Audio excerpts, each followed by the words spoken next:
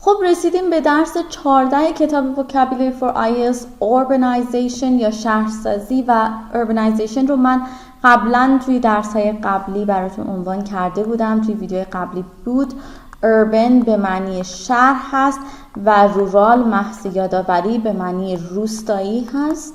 خب اگر ISE داشته باشه یا IZE فعل سازه که اینجا چون با ISE نوشته شده میدونیم که با فرمت UK نوشته شده. اگر با IZE بود فرمت US بود و خب چون پسوند شن رو داریم اینجا اسم سازه.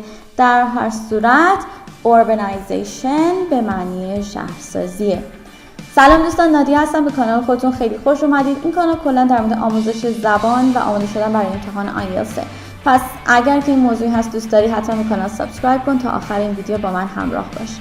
خب موضوع درس امروز یا مسئله‌ای که میخواد پیگیری بکنه problems، مشکلات، solutions، راه حل هایی هست که ما در مورد زندگی کردن تو یک شهر بزرگ ممکنه داشته باشیم. خب من میخوام اینجا یه چند تا کلمه اضافه بکنم به این لیست. پس اینجا یه کمی خلوت میکنم، یکم سینونیم ها رو افزایش بدیم. خب برای problem شما بذارید issues. خب پس اینا رو میتونید جایی هم استفاده کنید. بنابراین اگر که توی امتحان رایتینگتون صورت سوالی داشتین که با problems شروع شده باشه یا توش problems عنوان شده باشه، شما توی متنتون از issues استفاده میکنید. اگر توی اسپیکینگتون صورت سوالتون problems داشت، توی صحبتتون از issues استفاده کنید. ببینید بچه‌ها، توی امتحان رایتینگ و همچنین توی امتحان اسپیکینگ IELTS نباید صورت سوال رو تکرار بکنید، نمرتون کم میشه. خب پس این رو دقت کنید. استفاده از مترادف ها خیلی خیلی مهمه. خب این یک مورد. مورد بعدی matter هست. مثلا اینو حتما توی صورت سوال what's the matter شنیدین. what's the matter یعنی مسئله چیه، مشکل چیه. اوکی. خب دیگه چی براش بذاریم؟ obstacle. البته بهتون بگم بچه ها obstacle به معنی بیشتر به معنی سد هست، به معنی مانع هست، ولی خب بازم به نوعی مسئله یا مشکل هست. دیگه معادلش difficulty داریم که چون اینجا problems ما جمع هست، difficulty ما هم به صورت جمع می نویسیمش difficulties. خب همچنین میتونید براش بذارید concern. خب اینجا جمع قاعدتا میشه concerns, right؟ پس اینها مواردی هستن که میتونید یا لغت هایی هستن که میتونید به جای problems ازشون استفاده بکنید. و solution خب resort داریم, right؟ resort به معنی راه حل است. خب ما answer اینها هم داریم که میتونیم براش استفاده بکنیم، ولی ریزورت رو من میخوام اینجا حتما یاد بگیرید. خب مورد بعدی ما بیگ سیتی هست که یکی از کلمه‌ای که توی امتحان رایتینگ به خصوص توی عنوان سوال رایتینگ در واقع عنوان شده بود مگا سیتی بود و همچنین متروپولیس. یعنی اگر معنی این کلمه رو نمیدونستی بذارید بنویسمش براتون متروپولیس. اگر معنی این کلمه رو نمیدونستی صورت اون سوال رو متوجه نمیشدی و نمیتونستی در موردش بنویسی. خب پس متروپولیس یعنی مگا سیتی، یعنی بیگ سیتیز. اوکی؟ و این رو بعداً به صورت جمع اگر بخواین استفاده بکنید میشه متروپولیسز، یه ES آخر این اضافه میشه. Alright? So basically it means large cities. large cities. پس مورد دیگه ای هست به جای big city میتونید بنویسین large cities, right? اوکی. پس اینجا این میشه شهرهای بزرگ و شهرهایی که خیلی پر جمعیت هستن. بریم سراغ سوال اول. Consider whether you can ever have too much, too many, too little or too few of the following. خب به نظر شما ممکنه یه وقت ببینید وقتی میگه too much و too many یعنی اینکه دیگه دلتون رو بزنه، بیش از حد بشه. مثلا you would have too much money. میخوام اینو بهتون بگم وقتی که ما کلمه تو رو داریم بار معنایش منفیه. خب وقتی که سو رو داشته باشیم بار معنایش مثبته. پس وقتی که میگیم it is too hot یعنی من دارم اعتراض میکنم. وقتی که میگم it is so hot بار معنایش مثبته، یعنی اینکه رضایت بخشه. ممکنه شما so hot رو برای کافی بخواید استفاده بکنید یا مثلا برای جکوزی، اوکی؟ ولی too hot رو ممکنه برای weather استفاده کنید. بنابراین وقتی که من به بچه کسی برسم، مثلا به مامانش بگم بچه شما she is too pretty، یا اینکه تا اینکه بگم she is so pretty خیلی بار معنایش فرق میکنه. وقتی که شما بگین به کسی بگین که بچت too pretty هست، یعنی اینکه اصلا بهش نمیاد چی شد، یه دفعه خوشگل از آب در اومده، پس بار معنایش خیلی منفیه، طرف بهش بر میخوره. So here you would say it is so pretty. متاسفانه یا خوشبختانه نمیدونم کدوم رو بگم، ولی ایرانی‌ها تمایل خیلی زیادی به استفاده از so دارن توی همه چیز. هر وقت دیدم بچهای اسپیکینگ میان صحبت میکنن از so خیلی استفاده میکنن. سعی کنید ببینید کانتکست چجوری هست و این رو درست استفاده بکنید. پس اینجا وقتی که میگه too much یا too many بار معنایش منفیه، یعنی به صورتی که دلتون رو ممکنه بزنه. خب حالا وقتی میگیم too little و too few یعنی بسیار بسیار کم هست. خب حالا بریم سراغ توضیح دادن تفاوت little, a little, few و a few که خیلی سوال دارن. خب اگر که من یک جدول براتون قرار باشه بکشم به این صورت، خب حالا من میخوام بیام بنویسم توی این جدول برای count دارم few و a few، درسته؟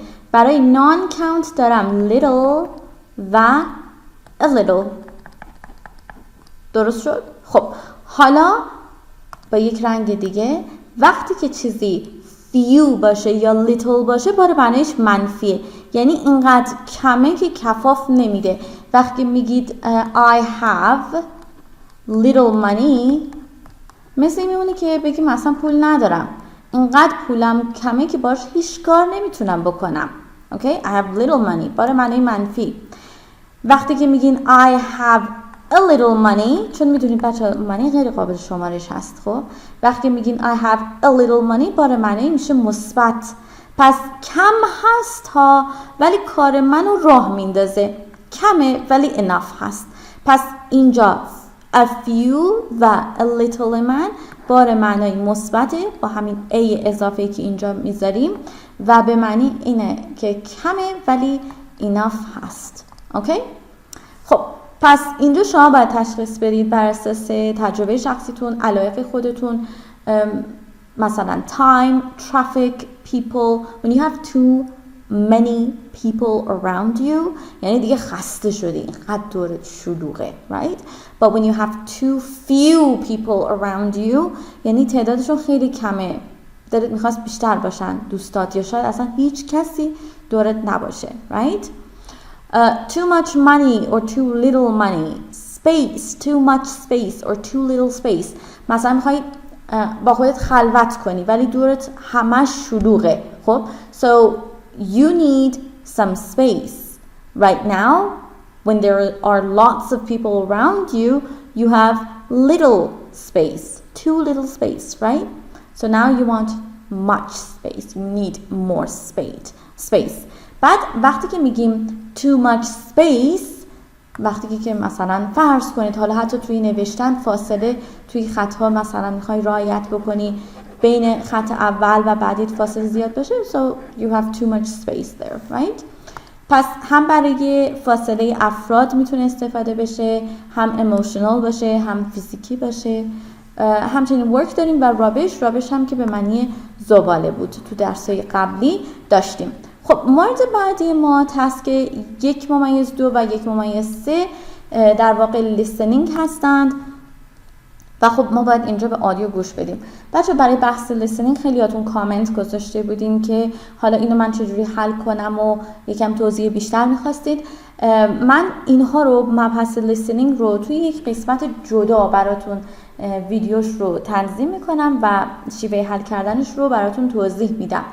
پلیلیست لیسنینگ رو میتونید چک بکنید که نمونه حل شده تست کمبریج آیلتس هم اونجا براتون گذاشتم و توضیح دادم، چون آدیو رو من باید پخش بکنم و روی اون براتون توضیح بدم که این چطوری حل میشه.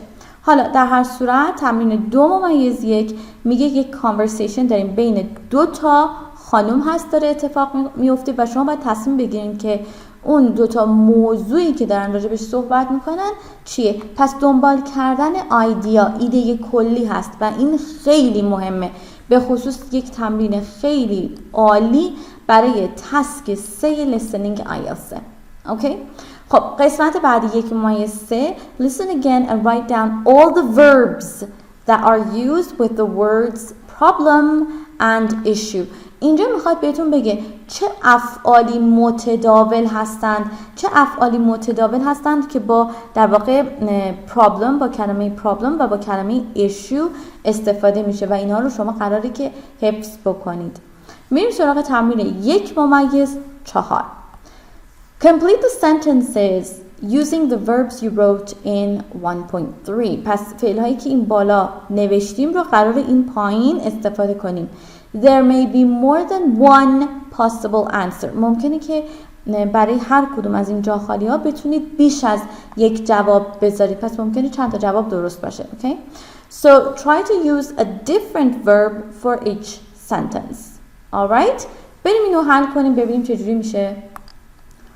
خب برای اینکه بتونیم این قسمت رو حل کنیم، من فعل هایی که میتونستیم توی قسمت 1-3 داشته باشیم رو بالا نوشتم. میخوایم از اینها پایین استفاده بکنیم. Alright? One of the biggest problems blank the world today is poverty. بچه poverty اسمه، پس نونه و به معنی فقر هست. پس میخوایم بگیم یکی از مسائلی که این روزها مردم باشون روبرو هستن poverty هست. پس چیزی که میتونیم اینجا براش بذاریم face هست، روبرو شدن. One of the biggest problems، چون بعد از جا خالی the world دارید اینجا باید ing بیاد. Okay?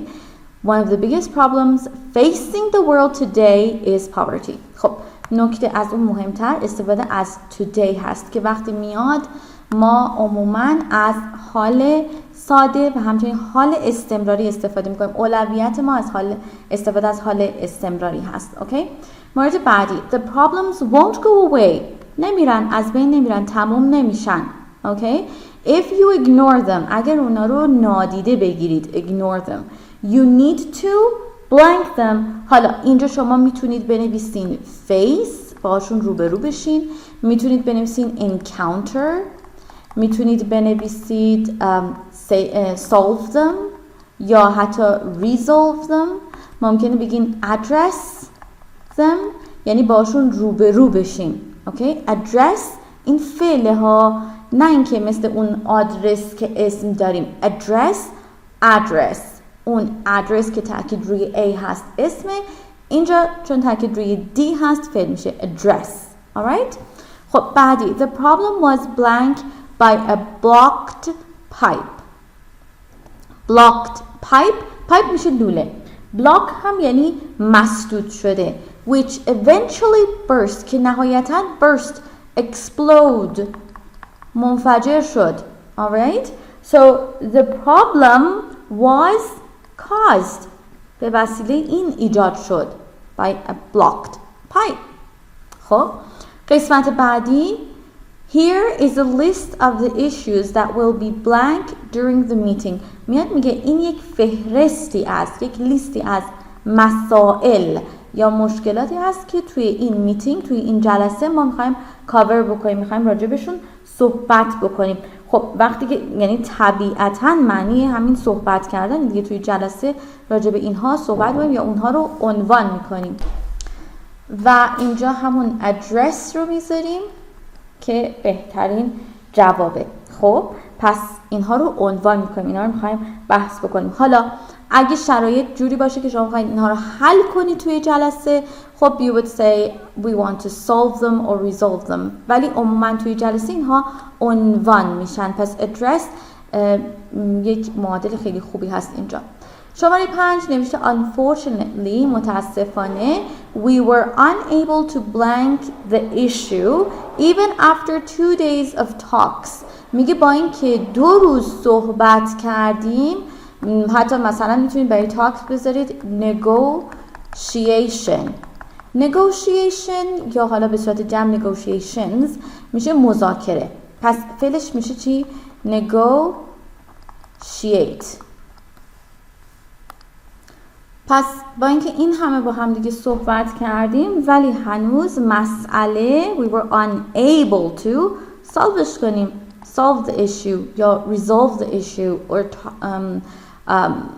همین دیگه address هم میتونید بگین خطاب قرار دادن، چون خطاب قرار دادن فقط بحث عنوان کردنش نیست، حل کردنش هم هست. حالا من پیشنهادم اینه که توی یک همچین موردی که مستقیما در مورد حل کردن هست یا solve رو استفاده بکنید یا resolve. اوکی؟ مورد بعدی شماره 6 the main speaker did not arrive. پس سخنران کلیدی main اصلی کلیدی did not arrive نرسید نیومد which blank an awkward problem که اینجا قاعدتا میگیم باعث یک مسئله شد، یک مشکل خیلی بد شد. awkward به معنی ضایع هست. خب an awkward problem for the organizers of the conference. پس انگار مثلا برای کسایی که مسئول تنظیم کنفرانس بودن خیلی بد شد، awkward شد، ناجور شد، ضایع شد. خب which caused این معادل خوبی هست which caused an awkward، یا میتونیم بگین presented سبب این شد که present رو اینجا بالا داشتیم، پس presented رو هم اینجا اضافه میکنم. میرسیم به تمرین 1/5.